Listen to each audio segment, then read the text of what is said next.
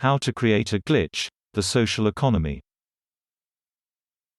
In this episode, we will be talking about the economy of attention. In previous episodes, we talked about the importance of free attention to determining the outcome of events. I strongly suggest that if interested in the content of this episode, you should listen to Season 3 Episode 2 beforehand. Specifically, in Season 3 Episode 2 we talked about how attention is passed around from actor to actor, and to the background, through emotional coupling. I won't revisit the content of that discussion, but strongly advise the listener to review the episode before continuing this one. In any event, as discussed in a previous episode, this conditioning of attention creates a corridor, so to speak, through which the attention of a person will be passed. This passing of attention creates opportunities for what are called confidence wages, namely expectations or predictions about what may happen in future events. Free attention improves one's ability to succeed in one's confidence wages. When these confidence wages are correct, it provides the actor with an extension of their social mobility both in a social and physical sense. Confidence is accretive to success. It is like a performance enhancer. Now, confidence is also exchanged socially through social contracts.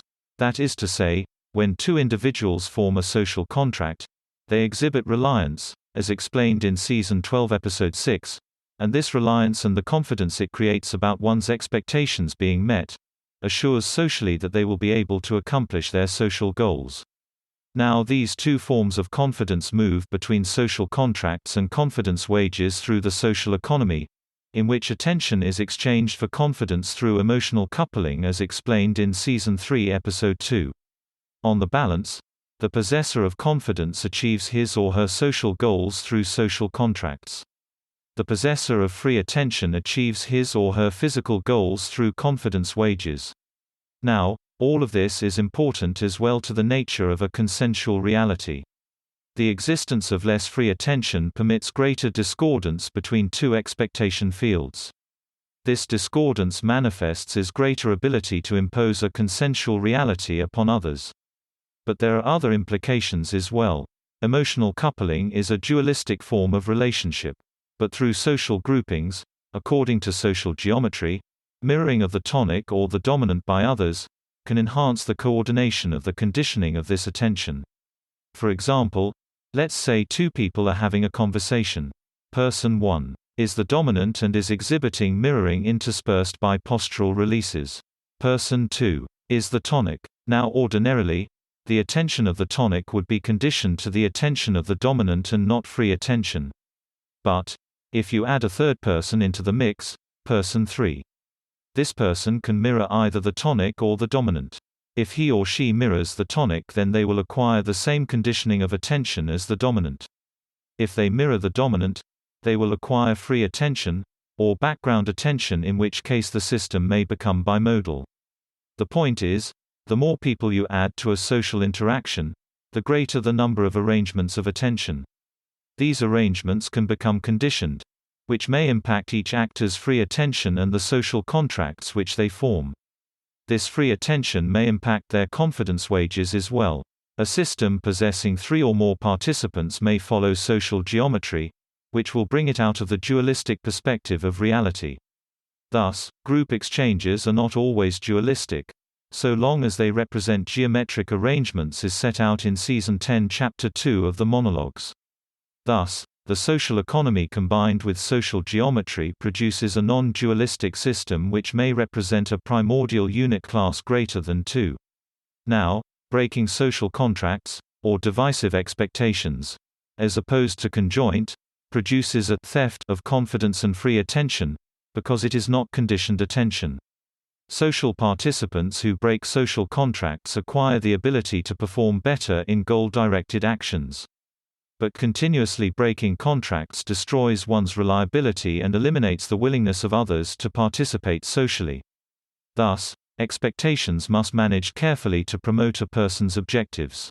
More importantly, breaking expectation matching, rebuffing contracts, promotes free attention, which can improve the likelihood of observing a glitch.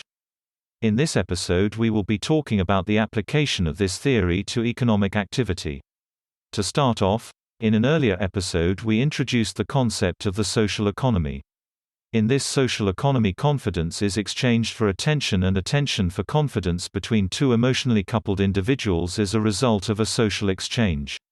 To summarize, confidence is acquired by the dominant due to the conditioning of the tonic's attention to her intentions. The tonic acquires confidence in his ability to perform goal-directed actions, or, in the language of the last podcast, in the facilitation of his intentions. Now, confidence is also exchanged along with reliance when people form social contracts. These contracts ensure consistent expectation matching within the social economy. In other words, people know that their expectations will be met due to the contract, which enables reliance and confidence as a result. Now, there is a third form of confidence acquired through what are called confidence wages. These wages are predictions or expectations about what will happen in the future, either regarding people or unpredictable or chance events. Individuals who make predictions which are proven correct acquire confidence in their actions. In a way, confidence wages are rather like forming a social contract with the environment to the extent they produce reliance and expectation matching. Now, the social economy is integrated into the monetary economy through contracts, wages and emotional coupling. Confidence attained through predictable economic activity produces reliance and investment. Attention is likewise traded for money, producing predictable economic activity and investment. In the economy, the exchanges are between attention, money and confidence. Now, one of the dangers of the social economy is calcification of expectations. When people's economic behavior becomes too predictable, enabled by reliance and expectation matching within the social economy, it becomes stenotic. Stenotic or calcified expectations make the social system too predictable and unable to adapt to new circumstances within the environment. Although predictable economic activity produces investment and reliance, too predictable behavior produces stagnation and a lack of adaptation or innovation, which are the engines of economic growth. So, we can see that calcification of expectations is a problem. The question is what to do about it. It just so happens that this podcast provides a readily available solution to calcification of expectations, namely, the methodology or praxis of glitching. Let me explain. There are only two ways to affect others' expectations when they become calcified. The first is through an objective discontinuity in behavior caused by an intervening deus ex machina. What this means is some event which punctures the ordinary normality of our expectations can have an effect of limiting or reversing the calcification of our expectations as a group. The second method is through a long refractory period. Such a period must create new expectations which supersede those of the prior period. Now, you may have noticed that these two options reflect an economic reality.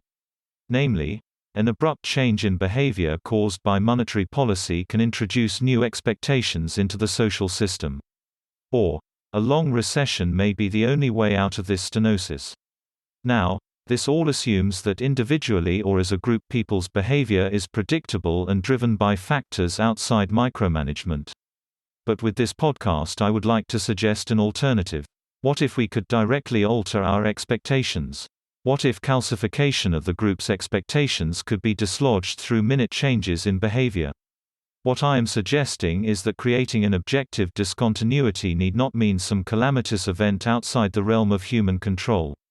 Perhaps it is as simple as changing one's patterns, altering one's rhythms, creating discontinuity, loosening associations.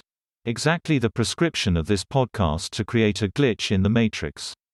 Imagine that it were possible to induce massive system-wide changes in economic activity by compelling people to escape their bodily rhythms as in Chapter 1 of the complete series. Imagine, you could encourage people to change their consumption choices by purchasing tea instead of coffee for that early beverage. Imagine you could teach them how to loosen their associations, such as by having a meal with stranger instead of with a close friend. Imagine it were possible to change what people expect en masse, by ideologically motivating them to do so. The key point being, it is in their interests to do so, to prevent an economic calamity, to prevent a recession or depression. What I am suggesting is this. At points in economic history when people's expectations became calcified, what if these techniques were introduced into the populace? What if people were engaged with finding new patterns, new habits, new friends, new goals, new interests, new consumption choices? Maybe it's as simple as this. Maybe, just maybe, ideology could redesign our economy to puncture the ordinary and produce the extraordinary. That's the end of the podcast for today. If you enjoyed it, please like, comment and subscribe.